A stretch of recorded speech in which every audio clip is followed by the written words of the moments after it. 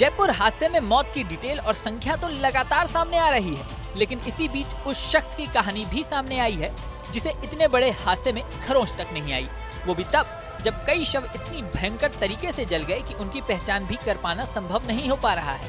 इस हादसे में 40 से ज्यादा लोग घायल हैं, जिसमें कई तो 30 से 50% तक जल गए हैं। वेस्ट जयपुर के डीसीपी अमित कुमार ने शनिवार सुबह बताया कि मृतकों का आंकड़ा 14 तक पहुंच चुका है। करीब 6 से ज्यादा शव ऐसे हैं जिनकी पहचान करना संभव ही नहीं है। अब सवाल उठता है, ऐसे हालात में वो कौन शख्स था जिसे कुछ भी नहीं हुआ, यहाँ तक कि खरोच भी नहीं आई। दरअसल इसके लिए हादसे की पूरी टाइमलाइन को समझना होगा। यह हादसा जयपुर में शुक्रवार सुबह 6 बजे जयपुर अजमेर हाईवे पर भांकरोटा इलाके में हुआ। यहाँ एलपीजी गैस भरकर एक टैंकर हाईवे पर चल रहा था। उस टैंकर ने यू टर्न लिया। यू टर्न लेते समय हाईवे पर ही तेज स्पीड में आ रहे ट्रक ने उसे टक्कर मार दी। इस टैंकर में आग लग गई।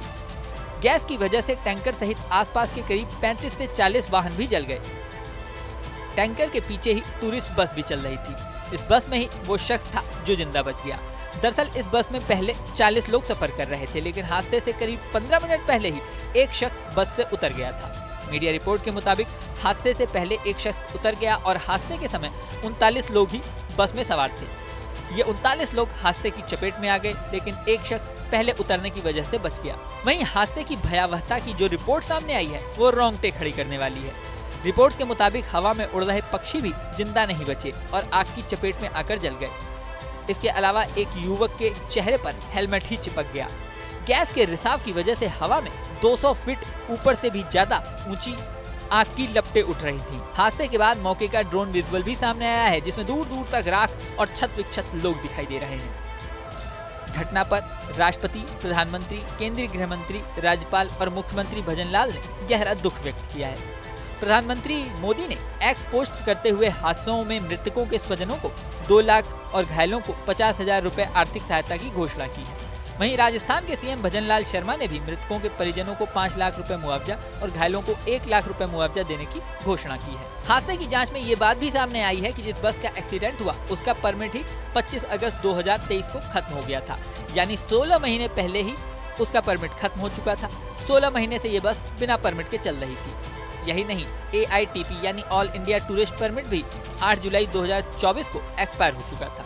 ये परमिट खत्म होने के बाद परिवहन विभाग बस को सड़क पर चलने की इजाजत नहीं देता। ऐसे में इसे पकड़कर जब्त करने की जिम्मेदारी RTO की होती है। मीडिया रिपोर्ट्स के मुताबिक इस मामले में उदयपुर के बस मालिक अब्दुल सलीम खान से बात की गई तो उन्होंने कहा कि उनकी बस बिना परमिट कभी नहीं चलती, सिर्फ 19 दिसंबर यानी हादसे वाले दिन की ही बुकिंग ली गई थी।